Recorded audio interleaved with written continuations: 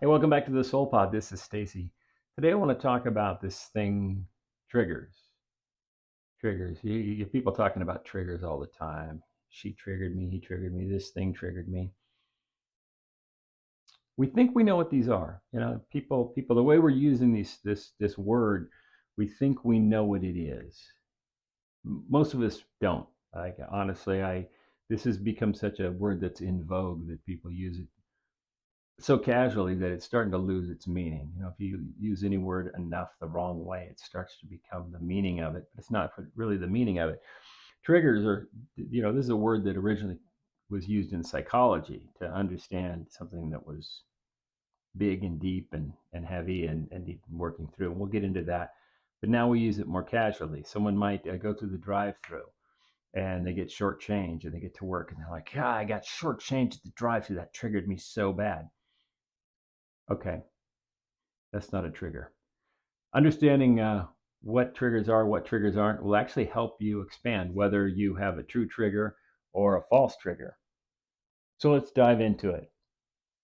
First of all, triggers are usually you're unaware of them. It's created by a stimulus of emotion or fear based on things that happen to you in your life. Now, these can be anything from sights to smells to sounds. Um, For instance, if you grew up in an abusive household and you're used to screaming, yelling, and abuse, hearing someone with a raised voice can trigger you. Now, like I said, most of the time we don't even know that's what's triggering us, this whatever this stimulus is. So if you grew up in an abusive household and you hear someone making a loud noise and you feel yourself retract, your fight or flight response kicks in. It's a defensive mechanism that protects you, right? So your fight or flight kicks in because of old reaction. This is something that was embedded in you at a very young age, and so that's your natural response to tense up. Now you may not, like I said, be aware of it at the time. So if you are, it's super powerful. So the two types of triggers are true triggers, which is what I'm talking about. True triggers where you may not be aware of it, but it's based on this stuff that's deep inside of you that is embedded and you have these reactions, right? And then there's what we call surface triggers. The cool thing is you can work on these things both the same way if you're aware of what they are. And the surface trigger is that I got shortchanged at the drive-through nonsense or something else. This is the test. If you know what your trigger is, if you say, "Oh, this triggered me," it's not a true trigger probably, unless you've really done some deep work to figure out what your true triggers are. Most of the time, when we say we're triggered, we're not triggered. What's truly happening here is we are putting the responsibility for our stuff outside of ourself. We're basically blaming someone else for our happiness. We're allowing them, in fact, to control our happiness. If you get shortchanged at the drive-through and it affects you your whole day, you're telling your coworkers, you're complaining about it to friends. Is that really worth whatever it was you got shortchanged? That your whole day now is spun out because you're allowing someone else to have the power over your happiness? And now take any situation in your life where you claim that you're triggered. You say, "Oh, this person triggered me. That person triggered me." What did they trigger you about? And how long did you let it stay in here? Because the longer you let it stay in here, the more you are giving your power to someone else. See, triggers like this usually come from things like ego protection, like false triggers, the surface level stuff, ego protection, unresolved wounds, insecurities, old stories. So ego protection is a huge part of this. Like when somebody does something and you think that it says something about how they see you, that's your ego reacting. That's not really an old wound. I mean, it might be a little bit of that, but it's not like this deep stuff that you don't recognize, right?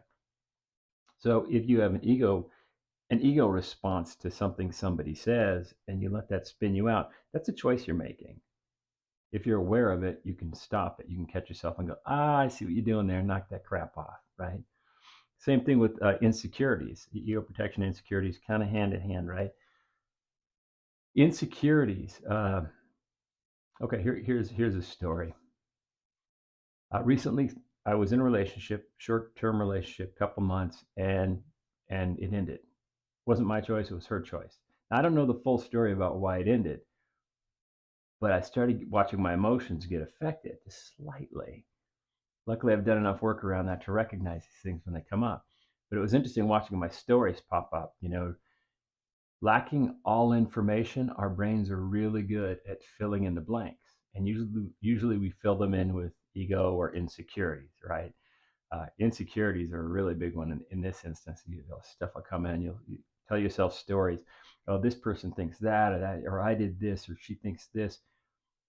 And just the awareness of catching ourselves in doing that, just the awareness of it is a superpower. Because once you realize what you're doing, you're like, oh, this thing triggered me. Oh, no, that's bullshit. That's just me actually making up stories.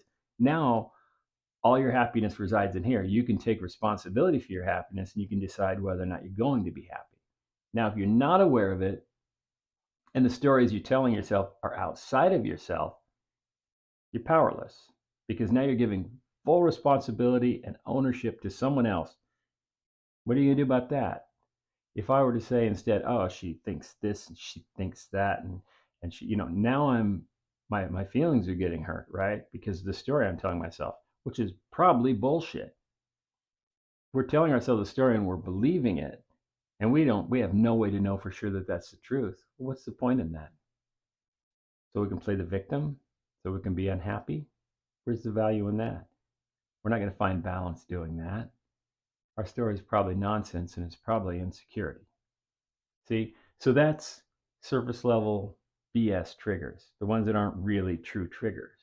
Now, cool stuff about that, like I said, is you can quickly recognize it. If you're claiming something triggered you, you know where it's at. You can go directly for that thing and you can go, okay, I'm going to take this, I'm going to take responsibility for it, and I'm going to figure out what I can do with it, right? It's like gold on the surface, right?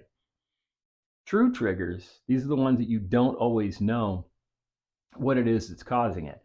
Sometimes you need help to find that. It's not gold on the surface sometimes. If you have done some work or it's something that's not completely buried, then you can sometimes find a little bit of it and chase it, right? I live in the gold country, so I like that analogy. There used to be some massive mining here in the foothills of California. And oftentimes, what people would do is they would find a little bit of gold on the surface and then they would follow that vein, right? So, with true triggers, sometimes there's a little bit of gold on the surface and you can chase it and you can find what that leads to.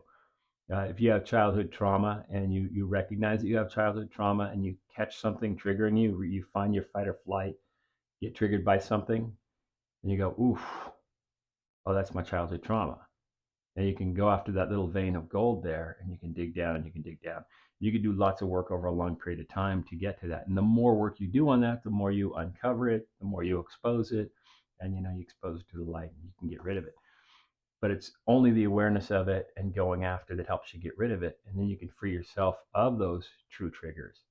Yeah, the same thing with the surface triggers. The surface triggers, you have a different kind of work to do, but it's still work you can do just by recognizing and doing something about it. Anita Moorjani said that everything that seemingly happens externally is occurring in order to trigger something within us to expand us and take us back to who we truly are. To expand us and take us back to who we truly are. Everything that seemingly happens external to us, right? Now, this quote isn't technically about triggers, but I like it because it underlines the point here that, we may say or feel like it's happening out here, but it's not. It's happening in here.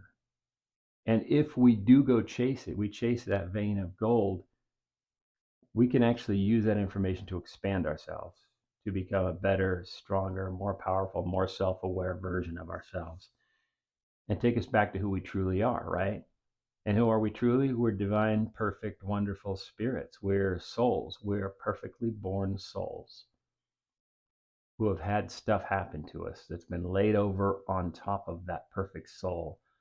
And it's basically blinding it from being completely exposed to the beauty of the world and exposing its beauty to the world. Our souls are meant to be free and out there and not covered with all this nonsense. And this is the kind of nonsense we can peel back. Whether it's a true trigger or a surface trigger, it's still a layer covering the true beauty of the wonderful and incredible spirit that we are. So recognize your triggers. And if you feel something and you don't know it's a trigger, talk to a therapist.